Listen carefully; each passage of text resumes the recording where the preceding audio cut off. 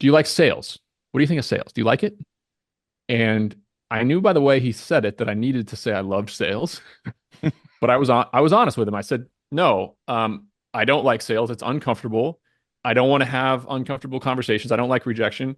I'm a visionary. I'm an entrepreneur. I'm on the whiteboard thinking about ways to improve. I'm building processes. I'm execution. And I said all of this, all these entrepreneurial buzzwords.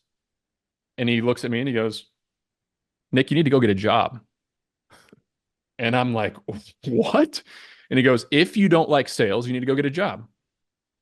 Because not only is every single bit of entrepreneurship sales, life is sales. And if you don't like sales, you're not going to get things you want in life.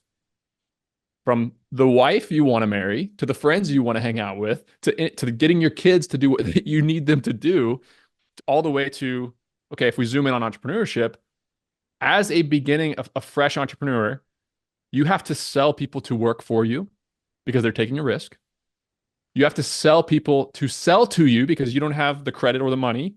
I literally was calling box companies and warehouse companies, selling them on me because I was a 23-year-old snotty-nosed kid running around with no cash, trying to lease their 25,000 square foot warehouse in downtown Boston.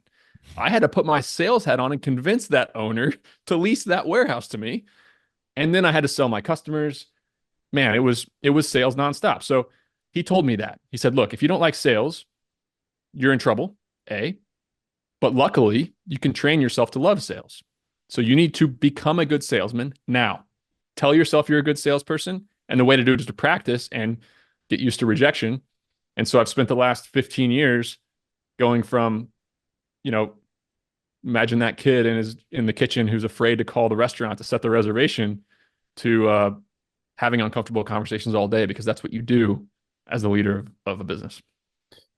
And one of the things I read too is that, as he said, to succeed, you have to have the cooperation of other people. And part of that is that sales is an element of helping or earning the right or earning the ability for other people to want to cooperate with you. Can you go deeper on this idea of getting others to want to cooperate with you? Yeah, there's a theme throughout the Sweaty Startup book on leverage. Leverage. If I'm by myself, I can do 75 to 80 hours a week of work. There's a finite amount of work I can get done in 75 to 80 hours a week.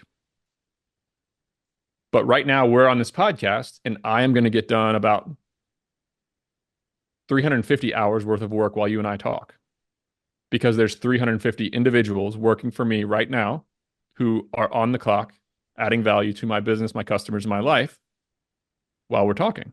So I can get done 350 hours, a week of or 2 weeks of work. No, shit, that's damn near a month, and my math is all messed up. But you get what I'm saying. Like I can I only got get you. done so much. I can only get done so much. So Yeah. without other people and without the leverage of having other people do things that you need them to do, which you're selling these people to do what you need them to do because nobody does anything they don't want to do. It's a fact of life.